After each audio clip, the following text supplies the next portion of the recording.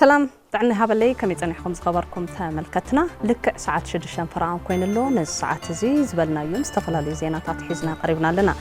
لو عم قبل كدان بسم الله سوميا استوديو مساهم كتنحي سنة مكتر سراح فتامي بهيراو كلاو منغست تግራይና ሓሰ 2018 ዓመተ ምህረት ኣብ ዘካየዶ ስሩዕ ኣኺብኡ ኣብ 4 ዓበይቲ ጉዳያት ተመያይጡ ውሳነ ሕሊፍሎ በመሰረት እዚ ድማ ብዝተፈላለዩ ገበናት ኣብ ቤት ህንጸት ዝርከቡ ተሃነጽቲ ኣመልኪቱ ዝቀረበ ናይ ይቅርታ ውሳነ ሓሳብ ብምዝታይ 573 ተሃነጽቲ ብይቅርታ ክፍትሑ ወሲኑሎ ብተወሳኺ ድማ እቲ ስራሕ ፈጻሚ ኣብ ዙርያ ምጥያሽ መምርሒ ብሄራዊ ኮሚቴ ጸረ ግዕዚና ዘዘተየ ኮይኑ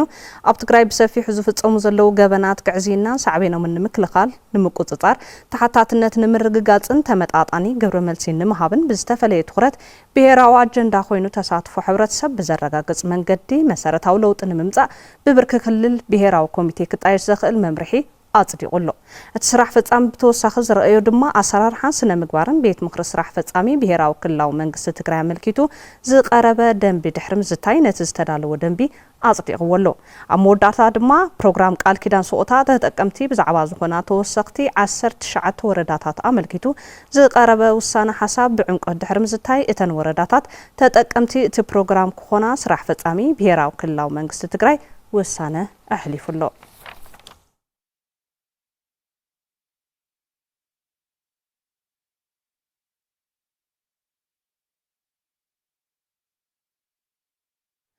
መንግስቲ ትግራይ ትርጉም ኣብ ዘይብሉን ህዝብና ንዘብሩሱን ፍረ ኣብ ዘይብሎም ተደጋገምቲ ዘተታት ምድግጋም ድሌት ኮነ ፖለቲካዊ ሸውሃት ከም ዘይብሉ ቢሮ ጉዳያት ኮሙኒኬሽን ትግራይ ኣፍሊጡ እቲ ቢሮ ዝገለጸ ነበር ፕሬዚደንት ናይጄሪያ ኦሉሴጉን ኦባሳንጆ ምስ ፕሬዚደንት ትግራይን ዝገበርዎ ዘተ ኣመልኪቱ ኣብ ዘውፅኦ መግለጺ እዩ ሃይለ ሚካኤል ገሰሰ ተወሳኺ ጸብጻብ ክበና እዩ ነበር ፕሬዚዳንት ናይጄሪያ ኦሉሴጉን ኦባሳንጆ 18 ዓመተ ምህረት ፕሮግራም ዘይተተሓዘሉ ናብ መቐለ መጽኦም ምስ ፕሬዚዳንት ትግራይ ተዛትዮም እዮም ፕሬዚዳንት ትግራይ ንዝነበሮም መደብ ኣጽኒሖም ምስ ነበር ፕሬዚዳንት ኦሉሴጉን ኣብ ዝተገበረ ዝርብ እቶም ነበር ፕሬዚዳንት ብመሰረት እቲ ኣብ ወርሒ ሰነ 2018 ዓመተ ምህረት ምስ ኣመራርሓ ትግራይ ኣብ ከተማ መቐለ ዝተገበረ ምርዳእን ዝርብን ትርጉም ዘለዎ ክትትል ስለ ዘይተገበረሉ መንግስቲ ትግራይ በቲ ተግባር ሕጉስ ከም ዘይኮነ ዘለዎ ቅሬታን ገሊጹሎም እዩ መንግስቲ ትግራይ ኣብ ትግራይ ዝነበረን ዝቕጽልን ዘሎ ቁጠባዊ ማዕቀብን ክልከላን ክልዓል ኣብ ልዕሊ ትግራይ ዝነበረን ዘሎን ወታደራዊ ክባ ክቋረጽን ወጥሪ ክሃድን ላዕላዊ መረበት ትግራይ ናብ ንቡር ክምለስ ተመዛበልትን ዝተሰደዱን ወገናት ድሕነቶምን ክብሮምን ብዝተሓለወ መንገዲ ናብ መረበቶም ክምለሱን ምስ ፖለቲካውን ሕጋውን መንነት ህዝባዊ ወያነ ሓርነት ትግራይ ኣመልኪቱ ምስ ፌደራል ንምዝራብን ንምርዳእን ተተሓይዞም ዝነበሩ መደባት ከም ዘይተፈጸሙን ክትትል ከም ዘይተገበረሎምን ሓቢሩ በመሰረት ድማ ትርጉም ኣብ ዘይብሉን ህዝብና ንዘብሩስን ፍረ ኣብ ዘይብሎም ተደጋገምቲ ዘተታት ንምድጋም ድሌት ኮነ ፖለቲካዊ ሸውሃት ከም ዘይብሉ መንግስቲ ትግራይ ከም ዘፍለጠ ቢሮ ጉዳያት ኮሙኒኬሽን ትግራይ ኣብ ዘውፅኦ መግለጺ ኣፍሊጡ እዩ ኣብ ወረዳ ሰብዓ እንደርታ ዝፍጠር ጸገም ጸጥታን ኣብ ህዝቢ ዘጋጥም ዘሎ ሓደጋን ናብ ተሓታትነት ክሰግር ህዝብን ኣካላት ፍትሕን ብፍሉይ ተዋዲዶም ክሰርሑ ከም ዝግባእ ምምሕዳር ዞባ ደቡብ ምብራቕ ትግራይ ኣፍሊጡ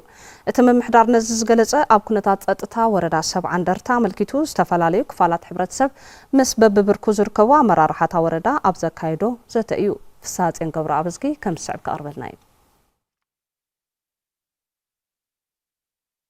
ኣብ ወረዳ ሰብዓ እንደርታ ውሕስ ጸጥታን ምፍጣር ዓሊሙ ውሕስ ሰላም ንምውሓስ ሰላምን ጸጥታን ብዝብል ኣብ ዝተኻየደ መድረኽ ንኩነታት ጸጥታ ወረዳኦም ኣመልኪቶም መበገሲ ሓሳብ ዘቕረቡ ዋና ኣመሓዳሪታ ወረዳ ኣይተ መሓሪ ወለኪሮስ ኣብታ ወረዳ ምስ ቅትለት ክትራን ክውለላ ደቂ ሰባትን ዕንወት መሰረተ ልምዓትን ካልኦትን ተታሒዞም ዝፍጸሙ ገበናት ዝፈጥርዎ ሓደጋ ጸጥታ ሰፊሕ ከም ዝኾነ ኣረዲኦም እዚ ድማ ብቀንዱ መሓውር ጸጥታን ፍትሕን ዘይምጥንኻርን ካልኦትን ስዒቡ ዝመጽእ ምዃኑ ኣይተ መሓሪ ሓቢሮም تخويني الشنف الله تخويني هم تلاقي بحزة وديلو أبعلي له صلى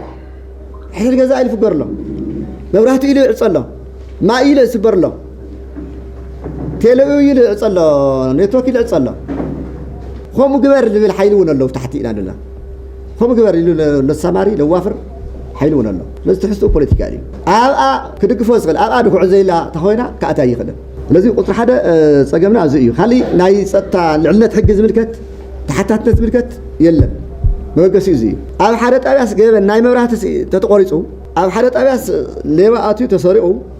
وأو كحتت لنا ما راح أسكت له تساتفت تمدرخ أبتا وردا زفتر صقم صتان أبي حزب زقاطم حدقان نابي تحتاتنت عم مسقار كفتت كمزلون إز كفتح دمام أبي مريحنت أكلات فتحن مستطعم كهلو أغنزيبهم سلام صتان وردهم وحسن مقبار دما أبرتيعهم كمز سرحو حبيرهم أبطابع مع عالم أنا لعل 10 كيلومتر موني هاي تنشن باور هاي تنشن قمرت أفي وقت بالكلها كنت زاكل كيلومتر ساعة زلك أمس تهزب أي رأي يدي ويتشكي موقعي ترانسبورت قبرس أي رأي يدي حزن أنا قبل الزلي وشتنا نفتش زي حقاو عدك تسمى حظ زي خونس كابا يلعد قاذ الله كويت أي ترلاي تا سلامس من يبعلوانا أذي أني أنا حبرت سمنا نغانيغنا كابلا علي كاب تحتي سوانا أنت خوينا سلام ياتقنع سلام تمسية وردا ما حضرتي بدب غيركم تارجت غيركم ابصصتا اندحر خيدكم كمن درتا ورداس كطفق خلي حساب لني هذا صتانا نخبر ان احنا بزي قال لنا اينا بعلنا لنا لا نقفنا وعلنا نينا كلنا برأسنا اتينا كابزو ليدل سرحتي وصينا ابزنا عسلنا نسرح يغبرنا مكتل محداري زوادو مبراق تግራይ አይተ ኃይለ ስላሴ ገብረ ስላሴ አብታ ወረዳ ዘጋጥሙ ከበድ ትገበናት ካብ መሰረቶም ክፍትሑም ተሳትፎ ህዝቢ ክህልዎ በምግባር ውሕጸታ ክመጽ ቆሪጽ ካመልዓል ከም ዘድሊ አገንዚቦም ጸጥታ በመሰረቱ ውሕስ ኮን ተኸይኑ ናይ ህዝቢ ኮነሎ ማለት በዓልዋናስ ህዝቢ ይኩውን ነኸለሎ ህዝቢ ዘይወነኖ ህዝቢ በዓልዋና እንደሕዘ ኮነ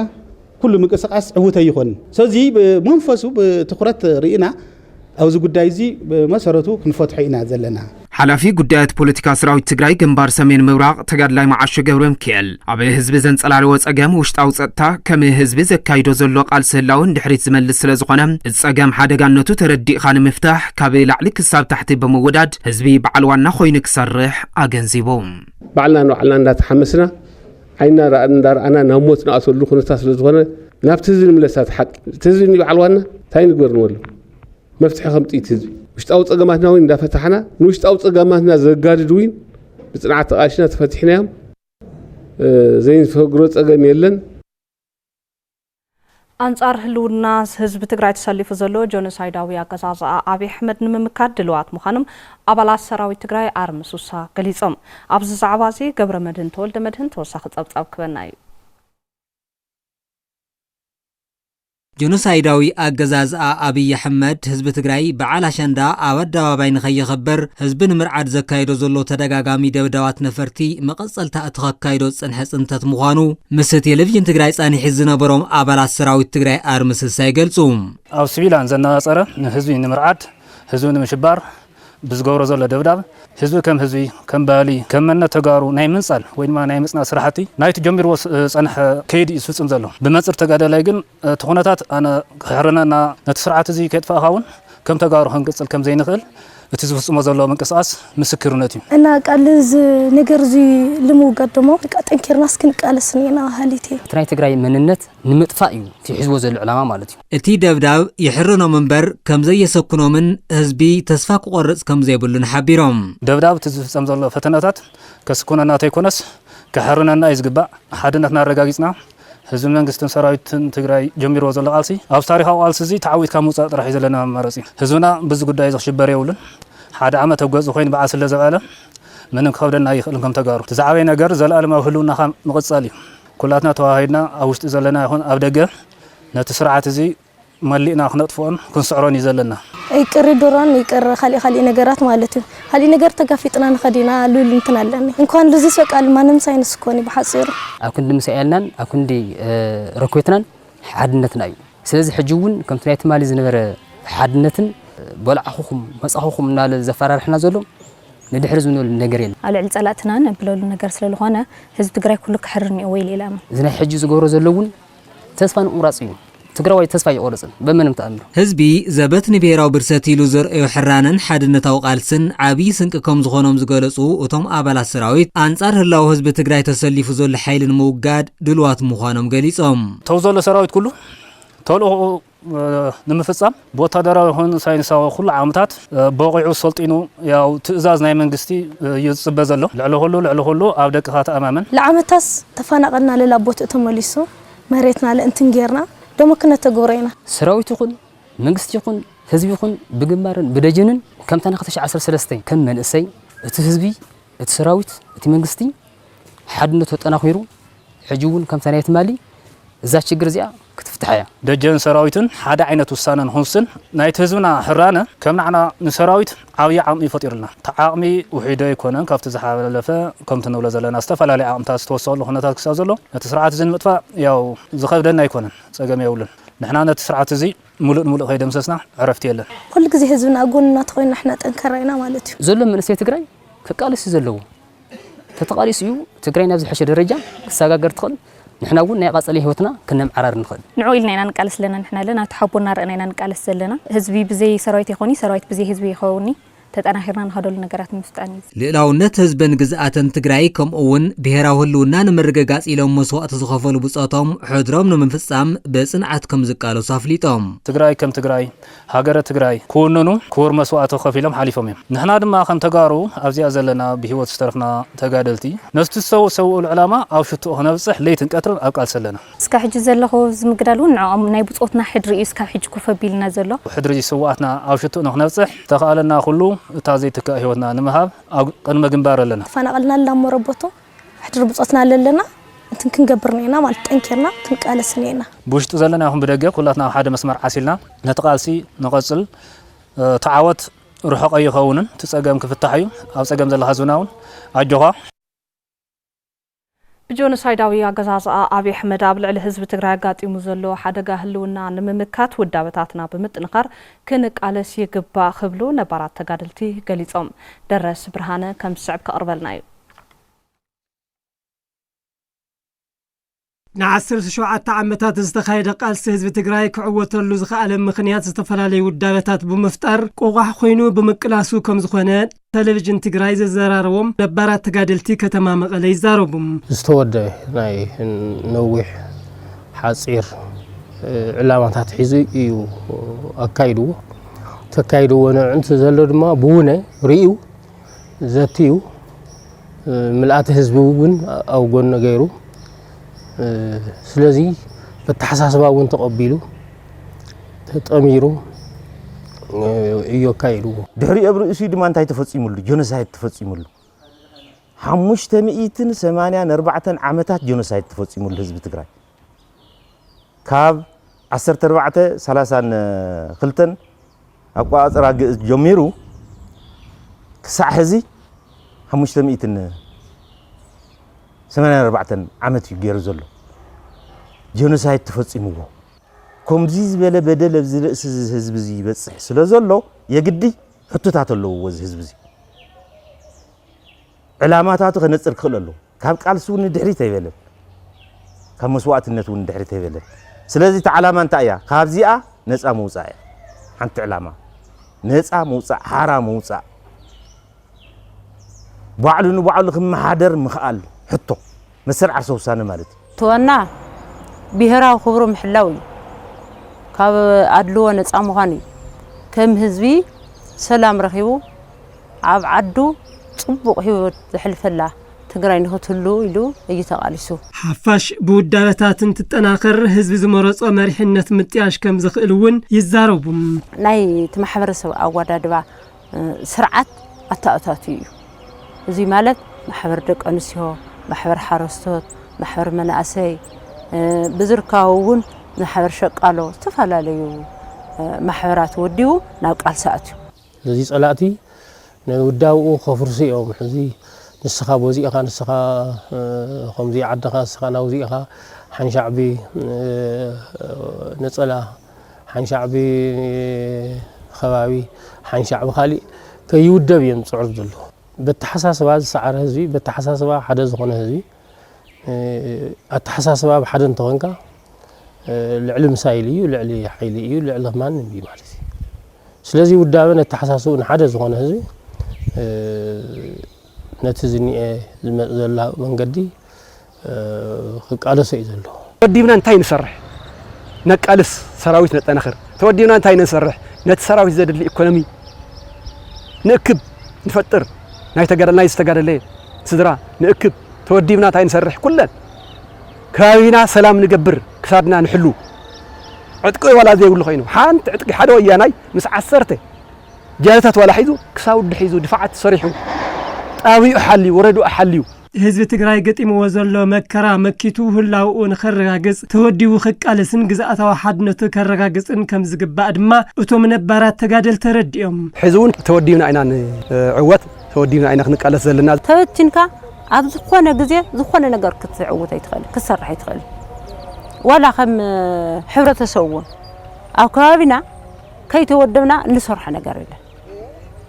በይንኻ እዩ ኩሉ ግዜ ትግራይ መዋጻ ከተረጋግጽ ተኾይና ላዕላው መሬታ ከተረጋግጽ ክትክለለዋ እግራ ሙሉእ እግራ ከተረጋግጽ ኣለዋ መንግስትነታ ድማ ክትመልስ ክትክለለዋ ሙሉእ ናትና ተወሲና ዘለ ካሊ ዝተዋህበ መማረጽ የብልና ንሕና ተዋህብና ዘላ ሞት እያ ተዋህብና ዘሎ ህልቀት እያ ስለዚ ታብዚኣ ምውጻእ ምቅላስ እያ ካሊ መማረጽ የለን ዓዲ ምቕያር ኣይኮነን ኣብ ካሊእ ምኻደ ኣይኮነን ግዛዕ ምኻደ ኣይኮነን ነታ ተዋህበትካ ፍርዲ ጅግናን ትክን መውጽእ ይስእኒ ኢልካ ንኺስካ ምቅላስ እያ እዚ ድማ ክንገብሮ ኢና ክግበሩውን እዩ ህዝቢ ትግራይ ንህላ ወንበር ናይ ማቱን ምዕምጻጽ ተቃሊሱ ከም ዘይፈልጥን እዚ ድማ ምንጭ ዓወቱ ከም ዝኾነ እውን ካብቶም ወሃብቲ ርእይቶ ንምርዳእ ተኻኢሉ ደቂ ኣንስትዮ ነበርቲ ከተማ መቐለ ክፍለ ከተማ ዓዲ ሓቂ ተወዲበን ጸጥታ ከባቢአን ኣብ ምሕላውን ገበን ኣብ ምክልኻልን ግደአን የበርክታ ከም ዘለዋ ገሊጸን ቤት ጽሕፈት ፖሊስ ክፍለ ከተማ ብወገኑ ኣብ 139 ውዳበታት ዝተሓቆፋ ደቂ ኣንስትዮ ኣብ ምውሓስ ጸጥታ ከባቢአን ብንጥፈት ይሳተፋ ከም ዘለዋ ኣፍሊጡ ንዝርዝሩ ተስፋይ ታደሰ بالمعات وجلتات تودبن ጸጥታ ከባቢአን ሓለዋ ከም ዘለዋ ደቂ ኣንስትዮ ነበርቲ ክፍለ ከተማ ዓዲ ሓቂ ጣብያታት ሓየሉ ምን ኣሞራን ይገልጻም ኣብ ሽፍቴና ንሕሊ ፍርቅ መዓልቲ እዚኣን ዝሓለፈ መታወቂያ እንዳጠየቕና ንሕልፎ ማለት እዩ መታወቂያ ዘይብሉ ኸን ናብ ፖሊስ ናብ ተኣሽሙ ንመሓላልፎ ማለት እዩ ለዓልኻ ድሕንነትስ ብዛ ሰዓትኻ ከይሸዓል ትመልእ ሓሊኻ ጸጥታኻ ሓሊኻ ታውስ ምንም ጸገም ይውል ከምዚ ጨግሮ ለወጥ ገለን ከይህልዩ ኩሉ ነገር ቃ ለሌዋ ገለውን ኩሉ ነገር ስካላኸሊ ማለት እዩ ሰራዊትና የለን ከይዱ ኩሉ ናብ ግንባር ብተጋጥምና ዘሎ ኹነታ ስለዚ በዓልኻ ተወዲውኻ በብኸባቢኻ ክሕሉ ኣለዎ ናብ ካልእ ክፍለ ከተማታቱን ተመክሮ ከምኡ ክወስዳ ኣለዎን ማለት እዩ ከምናይና ማለት እዩ ልምዓት ጉጅለና ላተወደብና ንሰርሕ ለና ምስ ፖሊስ ማለት እዩ በዓል ገዛ 100 ቅርሺ ተኻራይ 50 ቅርሺ ጌርና ዋርድያው ንክንቆጽርና ቀትር ደቂ ኣንስትዮ ለይቲ እውን ዋርድያ ክንገብር ብዙ በብብሎክና ተወዲብና ንሰርሕ ለና ማለት እዩ ጨግሮ ለወጥ ከይኣቲ ተመሊሱ ሌባ ከይኣቲ ለተህብረተሰብ መራጋግዒ ከይኣቲና ንከላኸል ኣብ መላእ መቐለ ከባቢ ተልስፋሕፋሕ ጽቡቕ እዩ ለውሕስነትና መኸተ ክሳብ ዝዕወት ኣብ ጎኒ ሰራዊት ብምዃን ቃልሰን ከም ዝሐይላውን እተን ነበርቲ ገሊጸን ኣሕዋትና ተኸይዶምለስ ኣብ ዝኾይና ንሕለለና ሃሊት እያ ሰራዊትና ብግንባር ኣንሕና ብደጀን ኮይና ሰራዊትና ክነጣናኽር መኸተና ክንሰርሕ ክንሰርሕ ኢና ያው ሰራዊትና ቅድሚት ስለለሎ ኣሕና ውጸጥታና ክነደራጀ ኣብ ጎኒ ሰራዊትና ንኾነ ብጎብኒ ደቅና ሰዲድና ኮ ኣመሬት ኮፍ ይንብሊ ወይ ደማ ኣልጋ ይንርሲ ለሰራዊትና ምጥንኻር ማለት ሓደ ብዚ ከባቢና ባዕልና ንሓለና ኣብ በረኻ ለለውለ ንሕና ብንኽእሎ ክንሕግዞም ምልእ ድሌትና እዩ ኣዛዙ ፖሊስ ክፍለ ከተማ ዓዲ ሓቂ ሓጋዝ ኢንስፔክተር ገብረ ክርስቶስ ፋሲል ኣብቲ ክፍለ ከተማ 139 ውዳበታት ኣብ ምውሓዝ ጸጥታ ከባቢ ብንጥፈት ይሳተፉ ከም ዘለዉ ገሊጾም ናይ ጸጥታ ውሕስ ክኸውን ትኾይኑ ናይ ልምዓት ጉጅለ ውዳበ ስለ ዝጠቀም ብወቢሉን ስለ ዝስራሕ ናውን እቶይልና እውን ናይ ልምዓት ጉጅለ እውን ኣብ ዝሓፀረ ግዜ በዝሕን ፈሊጥና ኔትወርከን ፈሊጥና ናብ ስራሕ ንኽኣትዋ እውን ጽቡቕ ጅማራታት እውን ጀመር ኣሎ መላብ ናይ ክልተ ጣብያታት ኣብ ጣብያ ኣሞራ ጣብያ ሓየሎም ዳርጋ ሙሉእ ብምሉእተን ልምዓት ጉጅለ እውን ናብ ስራሕ ኣትየን እቲ ናይ ቀትሪ ብልምዓት ጉጅለ ክሕሎ እቲ ናይ ለይቲ እውን ብተባዕታይ ብብሎክ መሰረት እውን ብገንዘብ እውን ብጉልበት እውን ንክሰርሕ ኢና ወዲምናዮ እቶም ማሕበረሰባዊ ውዳበታት ጸጥታም ገበነኛታት ኣብ መሓዝን ገበን ቅድሚ ምፍጻሟ ምክልኻልን ዓብይ ኣበርክቶ ይገብሩ ከም ዘለዉ እቶም ኣዛዚ ፖሊስ ይረዱ እቲ ገበን በቢ ካብ ሰሙን ናብ ሰሙን ካብ ወርሕ ናብ ወርሕ እውን ስለ ንርኢ ዓብይ ቀነስ እውን ኣለዎ እዩ ቀነስ ኣሎ እዩ እዚ እውን እቲ ቀነስ ከምፅኦ ዝካለ እውን እንታይ እዩ እቲ ውዳበታት ኣብ ናይ ጸጥታ ማሕበር ተንጠልጢሉ ዝነበረ ናብቲ ናይ ህዝባውነት ፈለጥ ዝሰጋገርናዮ ምክንያቱ እቲ ገበነኛ ክፈልጦ ዝኽእል እውን ሕብረተሰብ እዩ ጠርጠርቲ ኣብ መሓዝ ፅቡቕ ዝኸደኡ ክያደታት ኣሎ እዩ نمنت فردات حزنا يلنا زحلف هذي ناي 9 عامات فردنيا زنبره بختتل تتحزل من قد الله ناي سرق نبرات حزم نخالفو بعدن ستحزل له ኣብ ትግራይ ኣጋጢሙ ዘሎ ሓደጋ ድርቂ ንምክልኻል መንግስታውን ዘይመንግስታውን ትካላት ዝገብርዎ ደገፍ ተጠናኺሩ ክቕፅል ፕሬዚደንት መንግስቲ ትግራይ ጸዊዑ ፕሬዚደንት ደብረጽዮን ገብረ ሚካኤል ነዚ ዝበሉ ነሓሰ 19 2018 ዓመተ ምህረት በኣመራርሓ ቢሮ ሕርሻን ሃፍቲ ተፈጥሮን ትግራይ ስግግር ሕርሻ ኢትዮጵያ ጨንፈር ትግራይን ኢንስቲትዩት ምርምር ሕርሻን ዝተገበረ ዳህሳስ ኣመልኪቶም ንዝቐረበ ጸብጻብ መሰረት ብምግባር እዩ ዶክተር ደብረጽዮን ገብረ ሚካኤል እተጋጢምና ዘሎ ጸገም ብመንጽርቲ ዝካየድ ዘሎ መኸተ ምርግጋጽ ህልውና ክምራሕ ከም ዘለዎ ብምሕባር በዋናነት ኣብ ዓርሰ ሙርኮሳ መሰረት ዝገበሩ ስራሕቲ ዓብይ ጠመተ ምሃብ ህይወትን ሰብን እንስሳን ከምኡ ድማ ሃፍቲ ተፈጥሮ ኣብ ምድሓን ኣብ ትግራይ ዝርከቡ ኩሎም መንግስታውን ዘይመንግስታውን ትካላት ክረባረቡ ጸዊዖም ኣብ ትግራይ ዝጸንሐ ባህሊ ምትሕግጋዝ ተጠናኺሩ ተዓቂቡን ክኸይድ ድማ ኣገንዚቦም ዛጊድ እቲ ክህም ክልል ገጢምና ዘሎ ሓደጋ ድርቂ ንምቅላልን ሳዕቤኑን ንምንካይን መንግስታውን ዘይመንግስታውን ትካላት ክገብርዎ ዝጸንሑ ሰናይ ተግባር ብምምስጋን እቲ ጸገም ዓብይ ብምዃኑ ሕዝውን ዘይተሓለለ ጻዕሮም ኣጠናኺሮም ክቕጽልሉ ከም ዘለዎም ዝገለጹ ዶክተር ደብረጽዮን በብብርኩ ዘሎ ኣመራርሓ ድማ ብመንጽር ናይ ህልውና መኸተ ክመርሕ ከም ዘለዎ ኣተሓሳሲቦም ከም ሓበሬታ ቤት ጽሕፈት ፕሬዚደንት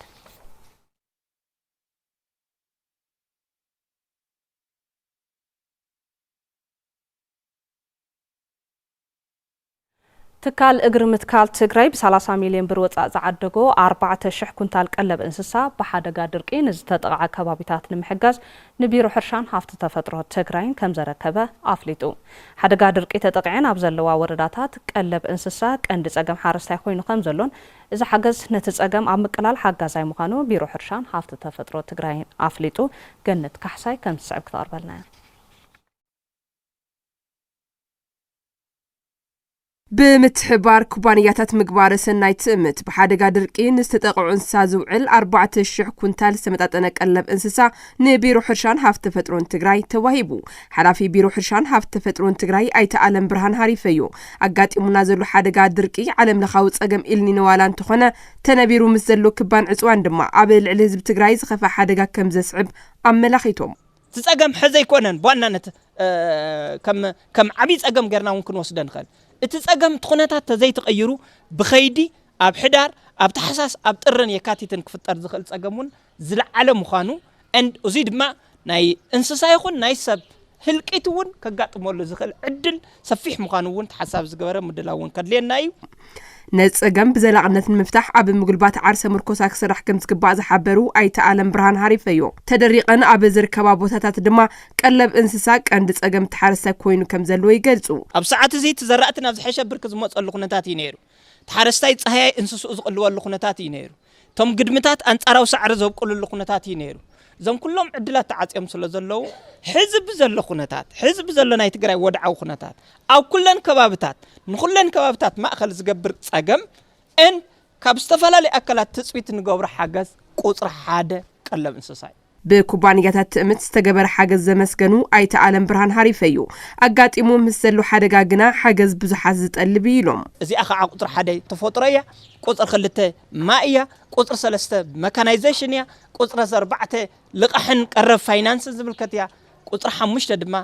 ብመሰረቱ ነዚ ምንቅስቃስ እዚ ብዝተወደበ መንገዲ ምምራሕ ዝምልከት እዩ እሞ ትካል ትእምት ግዳይ ሓደጋ ጽንተት ኮይኑ ክረኽቦ ዝግብኦ እቶት ከም ዝነከየ ዝገለጹ ነቲ ሓገዝ ዘረከቡ ግዝያዊ ኣፈጻሚ ስራሕ ትእምት ዶክተር ጥላሁን ታረቀ ይኹን ደኣ እምበር ገጢሙና ዘሎ ሓደጋ ድርቂ ኣብ ምምካት ትእምት ግድኡ ምፍጻሙ ግቡኡ ከም ዝኾነ ኣረዲኦም ቀጥታ ካብ ህይወት ሕርሻ ተገዚዩ ኣብ ናይ መጀመርያ ዙር ንእሽተይ ክዕግስ ዝኽእል ነቲ ጸገም ኢልና ዝሓሰብናዮ 4000 ኩንታል ቀለብ እንስሳ ናብ ምስ መጓዓዝዩ ናብ 30 ሚልዮን ብር ዘውፅእ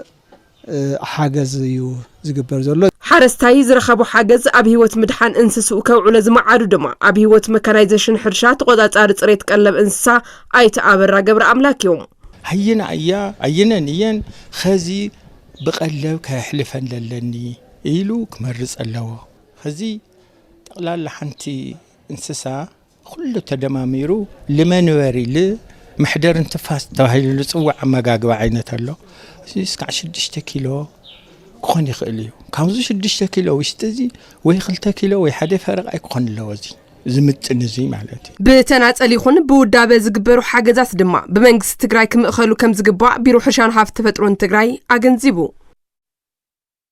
አጋጢሙ ዘሎ ድርቂ ብፍላይ እንስሳት ንሓደጋ ሞት የሳጥሕ በምህላው መንግስታውን ዘይመንግስታውን ትካላት ህጹጽ ደገፍ ክገብሩ ከም ዝግባእ ተገሊጹ እዚ ዝተገለጸ ማሕበር ምትሕግጋዝን ሰላምን ሩሕ ራያ ዓዘቦ ድርቂ ዘስዕቦም ፈተናታትን ቀጻሊ መፍትሒታቶምን አመልኪቱ ዝዝቲ መድረኽ አሳሊጦም ንጸብጻብ ሃፍቱ ብስራት እያስበርሀ محبر متحققازن سلامن الروح راي عزبو بسنكي مزبع كبابياو اير اب راي عزبون كبابيون زغاطم حدغا درقي اب سبن انسسان زفطرو حدغان قصالي كوسود زغبو مفتحتاتن من داي زخل مدرخ مس عبيت عدي كيلاتات المعات حرشان سميا حدغا سغاتن قدمه متنققتان حبراو زتساليتا نبرتي وردا مخني شيخ محمد زايد عبد القادرن كينه طبباو منغش شاردان اب زهوريتو اتي تفطير زلو درقي اب سبن انسان حدغا طميتن موتن سلازفطر زلو منغستاون زي منغستاون تكالات اب وشتن دغن زركبو تولرتي فتوتن دغفتي اتا وردا حصص دغف كغبرو يصوعو ابا كابنا ورقن حدغا خبر حدغا سلهونه بدغبوكم بحدغ صون ግደታዩ ሃፍት ድጥሮሎኮ ሕዚ ኻይ መቃብር ኸይርካ ትወራ ይሆኒ ሃፍት ድጥሮሎ ሰናይ ስራሕ ክትሰርሐሉ ማሻአላህ ደውሎ ቃሪው ሃጎ ናሰብ ኮና አስጉና ኢኖ ኮንዶና ከፍትና ከፍቲ ጠርሸን ደኸመን ገለባለት ስኡኑ ገለባለት አውጽ ግን ኸ بحق ندح خوين خ بوشت عادي بدقيد انه احوات لانه ولا وشت عاد انه هفاتنا لانه هو مسوات الاس دزي انسساز كان خوندنا دزي انسساز كحجز لنا الا والخو بتعتنا ملخت يحلف اتحباري كيد اسراح المعات هفت انسا بيصحفه زفر قطبا وردا راي عزبو ايت عصايايو ابتا وردا لعلي 255 شح انسا زبيت كما زركبون نزيوم دما ابي عامت لعلي 237 شح متريك تون قلب زدليون ولا كونت خنا حزيب زلو درقي اتن انسسا زبلعو يلن يلوم اتن انسات قدمي مماتن كابي يغبنا بحالتي حصوص دغف كما زحتت اتوم اتحباري يغلصو تاللاتنا كشع سورات بقسال عداتيا ولا سورو قدم كعوره قاطقيتنا لاولعنا نورناس حز السور مولع يابينا مات كفتن له سور مولع يابين تبوكسا تحاصيوا تقامطا مزاللا بلس 80 بعسرا غبرنا كنقلبلول مسمويانا تردادينا هنا درك كمصكاتولو صقم كمصكاتولو حمام المصكا حمام انسسا دما بتاعمي كريتيكالي مات تاينا غبرنا هنا حنا لهمراي عزو كلهم تفلطوا سلسته زمناو دخنا مالت كم جزء الخنا كلينيكاتنا انا خلته دما ساتلايتنا مال ازنا حازلو لحدغا قد بتاعم عوي حدغا سللو خلاتنا تحايرنا تسرحنا قد احنا بايزو بخال منقد بعنا لو عنا شجر يولي لمدنا دركي همي همروسا نفلتينا حرستا مالت طرح الحرستاينا لدلق نشتي محجاز يا مال مختل حلافي بيت صحفه زفر قطبا تاوردا ايت زمو هافتو حزي زغاطما حدغا درقي بمخانو بحيفون ببلغن كلمعي غبو زنبره لعلي 30000 هكتار مريت بزي ملمعو ابي سبن انسسان حدغا طميت كما زفطرن ابي قصالي كابزي صعبين درقي نمنغاف توديبوم عقور كرسه مدر ماي بموصا تربحتي كخونو كنسرحين يبلو تعاصا ماي غودا قدم حس تخافتن نبرنس بدخونه كيزات نا حدا تكنيكال صقمات تعاصا اندنبر ماات نحرالين ساتن لتفتشن تنهون صقم تطغونو دا هزي تن غلغالت كوال دخلاتن ماي غدغاد تزفطر دبلهم حدا مبصحي كون بلنا حسبنا يو ثالث درجه حزنا يدنا ياو زم انفسترات رايانا ابز حد صقم ساعات اب غدن هزوم دو كولي ابونبر محبر متحققازن سلامن روح راي عزبو ايت وايو بروا اتا محبر كابت تاش حدا عامت فرقان كما زغبرتن محبراو صقمات محبرسب اب مقلال كتنطف مصنحا غليصوم درقي اسعبو زلو حدغا نمكلخال مس منغستاو تكالات بمتحبار محبروم تسرح مهلاو دما اتوم ابونبر حبيروم تنابالعات خونتات كفتريو دول اخلم كلخال غبر مدلونه تغبر تحرستاي عند حرام تقمتنا حدار زناب دغن خوينو حرستاي خطعاطقو كصنحنا ودولله بدن بكحسول يدغبا ስለዚህ ድርቅ መሰረት ገብርና حنا ትልም ያወርድና ሃም መንግስቲ ሃም በጽሕፈት ለዚ ድርቂ መሰረት ገብርካ ድርቂ ሃም ገብርካ ትምክት ሃም ገብርካ ተከላከል ታይታይ ስራሕቲ ክስራሕ ነውብና بعውዩ ትልም ያወርድና ሰድና ክሳዕ ታሕቲ ኣብ ሓረስታይ ሚይጥግበረሉ ማለት እዩ ቤተ ክርስቲያን ህይወት ብርሃን አድዋን ዩኒቨርሲቲ አክሱምን 280 ኩንታል እኽሊ ንግዳይ ድርቂ ነበርቲ ወረዳ እገላ ሓጊዞም ፍሳ መዝገበ አዋዲድልናሎ ገብረ መስቀል ኬሮስ ድማ ከምስዕ ቀርበልናዩ በአተሓባርነት ኮሚቴ ምክልኻል ሓደጋ ድርቂ ዞባ ማእኸል ትግራይ ካብ ቤተ ክርስቲያን ህይወት ብርሃን ዓድዋ 200 ኩንታል ካብ ዩኒቨርሲቲ አክሱም 80 ኩንታል ብድምሩ 280 ኩንታል ዝተረኸበ ሓገዝ ብሕፅረት ዝናብ ሓደጋ ድርቂ አንጸላሊዎም ንዝርከቡ ነበርቲ ወረዳ እገላ ጣብያታት ሰምሃል ማይ ሓማቶን ዝባን ጉይላን ንዝርከቡ ሓረስቶት መራሕቲ ስድራ ዝውዕል እዩ ኮሚቴ ምክልኻል ሓደጋ ድርቂ ዞባ ማእኸል ትግራይ ኣብ ዝተገበረ ዑደት ርእይቶም ዝሃቡ ሓረስቶት ጣብያ ማይ ሓማቶ ከም ዝገለጽዎ ሎም ዘበን ብዘጋጠሞም ሕፅረት ዝናብ እንስሶምን ንባዕሎምን ኣብ ሓደጋ ጥሜት ከም ዝርከቡን ፍላይ መራሕቲ ስድራ ደቂ ኣንስትዮን ስድራ ስዋዕትን ህጹጽ ሓገዝ ከም ዝጠልቡ ይዛረቡ መሬት ትሪእዎ ኣለኹም መሬትና ለጋሲ ነይሩ ሕጂ ግን ንኽርቲ ዝኾን ዝብላዕ የለ ማይ የለን ሳዕሪ የለን ተረዳ የለ ጠጠው ኢለ እዞም ጽጉማት እዚኦም ዝገደሉ ጽጉማት ኣለዉ እዚ ህዝቢ እዚ ህየ ኣጸጊምና ከፍቲ ምኻ ከፍቲየን ንዓመታይ ግዛእ ይኾና ወይ ከዓ ድሕራይ ንዓመታይ ግዛእ ይኾና ናይ ሰብ ገዲድና የብልናን ህይ ዝዝራእ የለ ህይ ዝኽስኮስ የለ ታናይ ማዝያ የላ ታናይ ጉንበት የላ ታናይ ሰነ የላ ኣኪኮ ኮይኑ እምበርተ ዝወቅዕና ነሩ ከምዚ ኮነ ነሩ ግን እግዚአብሔር ይሃበና ንስኻትኩም እዚ መሬት እዚ ክትሪኡ ዝመጻኹም ተሰማ አንተ ማውዒናና እምበርተ ልሓስና ሲና